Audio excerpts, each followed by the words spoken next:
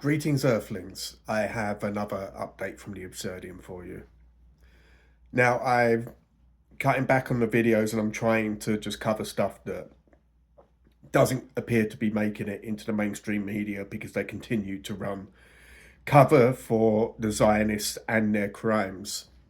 And I was trawling through my ground news feed and I couldn't see a mention of this anywhere. The closest that I saw was Reuters saying that Hamas had assassinated some gang members for looting supplies in Gaza.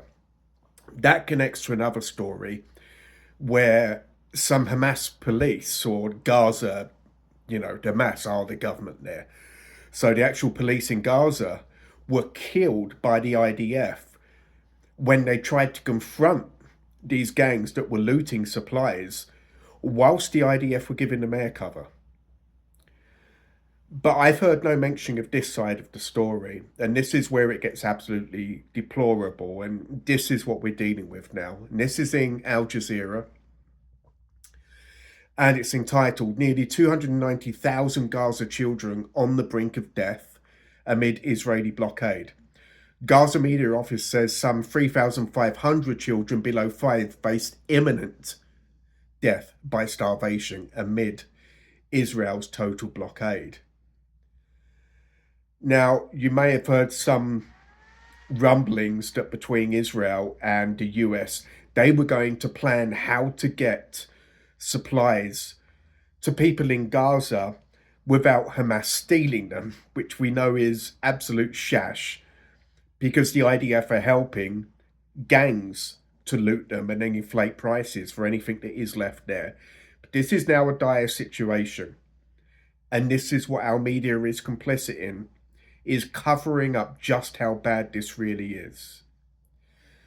Now, there was also the attack on the flotilla a couple of days back, where the IDF bombed a ship that was in international waters that was heading for Gaza to take supplies to them. This is how they think. This is the level of the mentality. And this is what happens if you leave the gates to hell unattended for 77 years.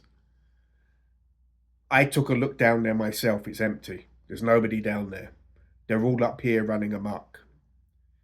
I don't know if you saw the footage of what happened whilst Itamar Ben-Gvir was visiting a Chabadi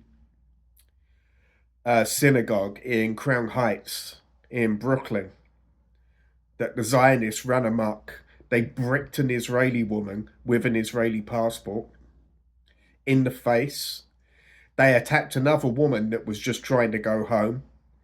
The police stood by and did nothing. They were shouting things like, "Kill the Arabs, you're a waste of semen, do you want to get raped?" And one of them threw a trash can at this woman. The police did nothing. This is what we've enabled.